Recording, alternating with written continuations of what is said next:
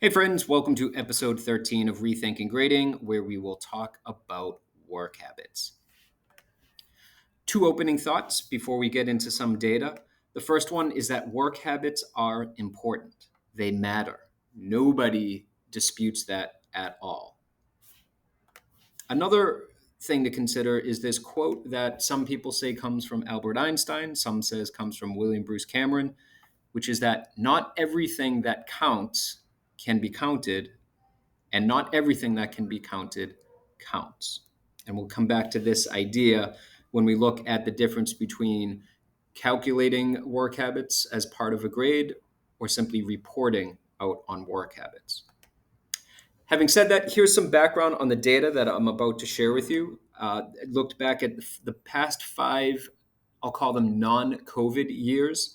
2020 was when we had distance learning. 2021 was when we had hybrid learning. So we're looking back at the 5 years that did not have a direct impact from COVID. In the past, students earned a grade for work habits, and they also earned a grade for achievement.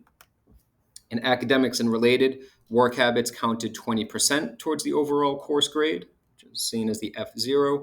And in shop, the work habits grade counted 50% towards the overall course grade. That calculating philosophy continues today. So, what did the data say looking back at work habits, achievement, and FO data for the past 5 years? For the past 5 years, in all academic and shop courses, work habits increased a student's grade by 0.43%. Let's break that down a little bit. What does the data say about academics? This graph shows you all of the information here. If you do view the slide deck, you'll see in the speaker notes some of the more specifics for each department. But as you can see, overall for academics, the impact was 0.45%.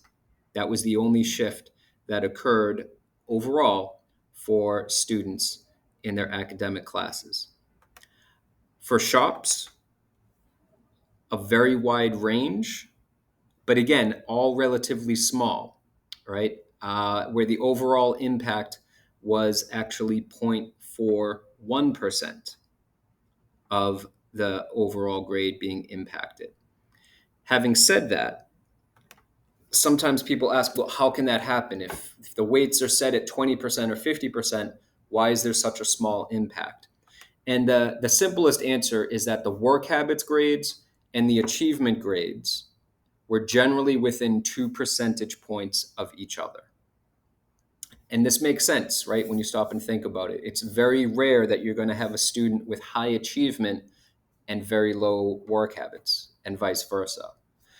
If the visual is helpful to walk through the math, here we have for English, for the past 5 years, the work habits grade on average was a 79.1.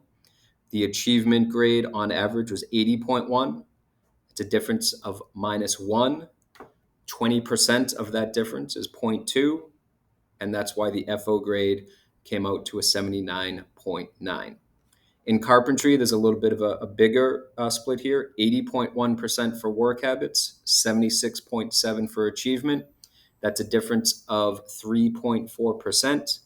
50% of that difference is 1.7, which is why the FO went to 78.4. The big takeaways then, folks, are simply this. Work habits have a minimal impact on students' overall grades. The question then, should work habits as a standard count towards a student's grade? And as always, our guiding question, what is the most fair, accurate, and helpful way to record work habits?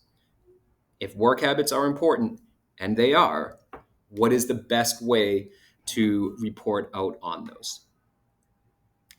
These questions and others will be addressed during PLCs with staff and during other meetings with students and parents and caregivers.